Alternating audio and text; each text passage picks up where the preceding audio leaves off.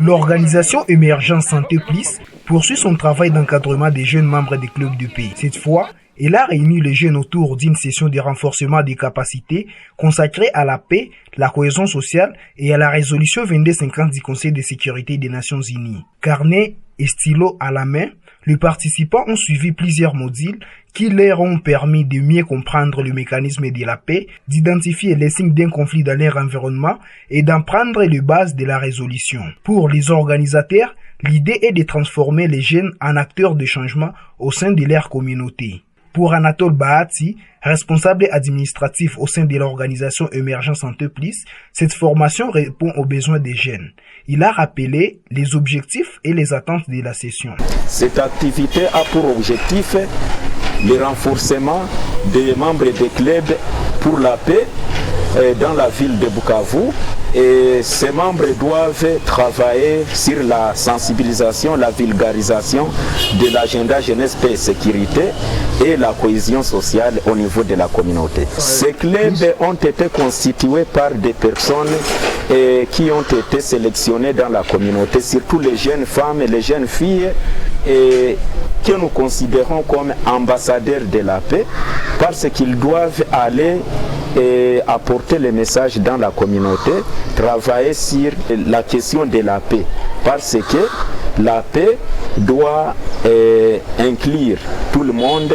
De son côté, Augustin Kassenge, facilitateur de la formation, estime que les acquis sont déjà visibles. Mon sentiment, c'est un sentiment de satisfaction. J'ai été en face des jeunes qui connaissent déjà ce qu'ils font, avec qui nous sommes en train de construire la méthodologie de travail dans le cadre de prévention de conflits, de transformation de conflits et la construction des mécanismes de cohésion sociale.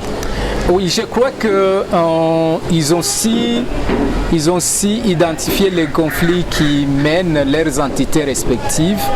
Et c'est déjà bon parce que c'est des gens qui vivent avec les communautés, qui savent exactement les réalités, qui savent également la nature des conflits qui sont dans ces communautés-là. Et donc c'est très très important dans la mesure où, comme on dit, il y a des problèmes locaux, des solutions locales. Lors de cette séance, plusieurs jeunes ont pris parole pour partager leurs impressions. Esther Chiza, représentante du Conseil des jeunes, a salué une initiative qu'elle juge très encourageante. Mes impressions sont vraiment bonnes. C'est une belle étude.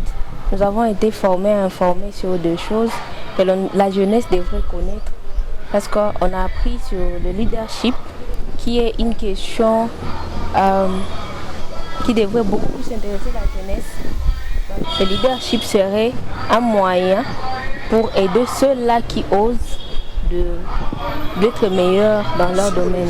Que ceux qui ont été formés à leur tour, ceux qui ont été informés partent aussi informer et sensibiliser à leur tour. Parce que la question de paix, c'est une question qui concerne tout le monde, surtout la jeunesse qui occupe une grande partie. Voir les jeunes qui ont été formés, aller former à leur tour, ça serait vraiment une réussite de l'activité.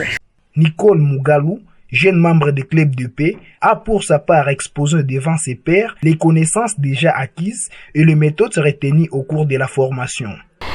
Bon, étant membre du club de paix, concernant la cohésion sociale, le vivre ensemble, d'une manière très brève, il faut retenir que la paix, la cohésion sociale, ce sont des concepts qui marchent de pair. Donc l'un ne peut en aucune manière exister sans l'autre. Donc la cohésion sociale, la paix, ça nous renvoie au vivre ensemble. Donc dans une communauté, nous devons être en mesure de vivre ensemble, de nous accepter mutuellement malgré les différends. Oui, en fait, il y a eu une analyse sur les méthodes de résolution de conflits dans une communauté et une méthode a attiré notre attention à l'instar de la méthode qu'on appelle ACCP. Le A qui signifie pour nous acteurs, donc nous devons savoir qui sont les acteurs qui interviennent dans un conflit qui naît dans une communauté. Les acteurs qui prennent parti, qui sont les acteurs qui tirent profit, qui tirent l'intérêt dans le conflit. En deuxième lieu, le C c'est ce que nous avons appelé le contenu. Quel est le contenu du conflit? Quel est le problème dans la communauté? Et le deuxième C, c'est le contexte. Le conflit s'inscrit dans quel contexte? Est-ce un contexte culturel? Est-ce qu'un contexte coutumier, un contexte politique ou familial? Quelqu'un qui veut résoudre un conflit doit analyser tous ces éléments. Et en dernier lieu, nous avons parlé de processus. Le dernier P qui intervient dans ACCP, le processus. C'est vrai, un conflit est né. Qu'est-ce qui a déjà été réalisé avant pour régler le conflit? Je certifie, j'accepte, j'admets, avec tout ce que nous avons acquis comme connaissance aujourd'hui, je suis en mesure de régler, en utilisant bien sûr les méthodes bien reçues, de régler un conflit, d'apporter des solutions à un conflit qui peut naître dans ma communauté. Même dynamique chez Annick et Maïwano, qui dit repartir motivé pour sensibiliser à son tour dans sa communauté. Présentement, personnellement, je vais commencer d'abord par ceux qui sont autour de moi, ceux de mon cercle.